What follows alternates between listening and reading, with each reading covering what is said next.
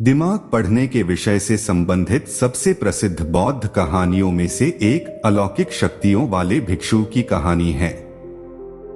एक बार बुद्ध अपने अनुयायियों के साथ एक नगर से दूसरे नगर की यात्रा कर रहे थे। यात्रा करते समय वे एक झील के किनारे चले। कुछ देर बाद वे सभी आराम करने के लिए रुके। सब कुछ शांत होने के बाद उनके एक शिष्य ने उनसे पूछा, जब हमारे मन में परेशान करने वाले विचार आते हैं तो हम मन को कैसे शांत कर सकते हैं? बुद्ध पेड़ के नीचे बैठे थे और उनसे बोले, मुझे प्यास लग रही है। क्या आप मेरे लिए उस झील से कुछ पानी ला सकते हैं? शिष्य झील की ओर वापस चला गया और उसने देखा कि कुछ लोग कपड़े धो रहे थे। इसलिए साफ पानी लेने के लिए कुछ दूर चला और पानी इकट्ठा करने के लिए वहीं बैठ गया। लेकिन जैसे ही वह पानी लेने जा रहा था तभी एक बैलगाड़ी गुजरी और पानी गंदा हो गया। शिष्य ने इंतजार किया लेकिन वहां कुछ न कुछ चीजें चल रही थीं और पानी अभी भी गंदा था। इसलिए उसने मन ही मन सोचा कि वह इतना गंदा पानी नहीं दे सकता क्योंकि यह पीने लायक नहीं है। इसलिए उसने बिना पानी के वापस जाने का फैसला किया। शिष्य खाली हाथ वापस आया और बुद्ध को इसके बारे में बताया। 1 घंटे के बाद बुद्ध ने उसे झील पर वापस जाने और थोड़ा पानी लाने के लिए कहा। शिष्य झील पर वापस गया और इस बार वह साफ पानी ढूंढने में सफल रहा। उसने बर्तन में पानी भरा और वापस बुद्ध के पास लाया।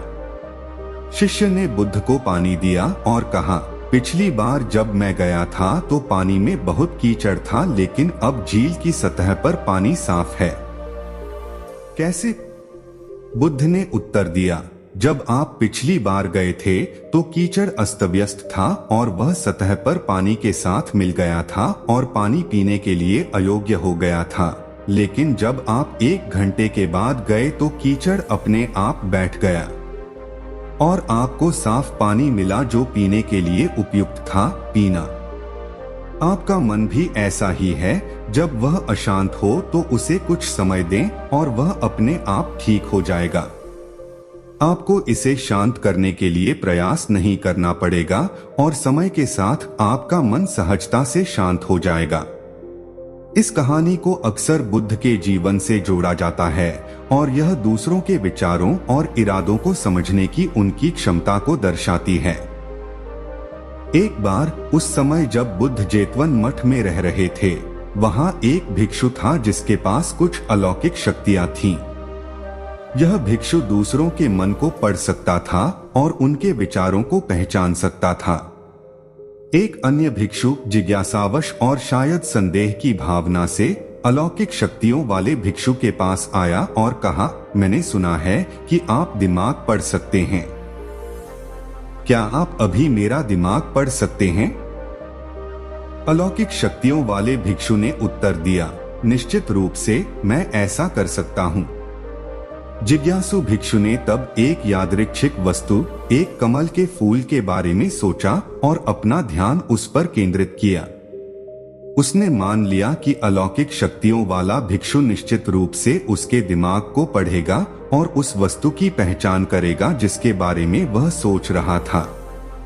लेकिन उन्हें आश्चर्य हुआ जब अलौकिक शक्तियों वाले भिक्षु ने कहा, आप कमल के फूल के बारे में सोच रहे हैं। जिज्ञासु भिक्षु चकित रह गया और बोला, हाँ, यह सही है।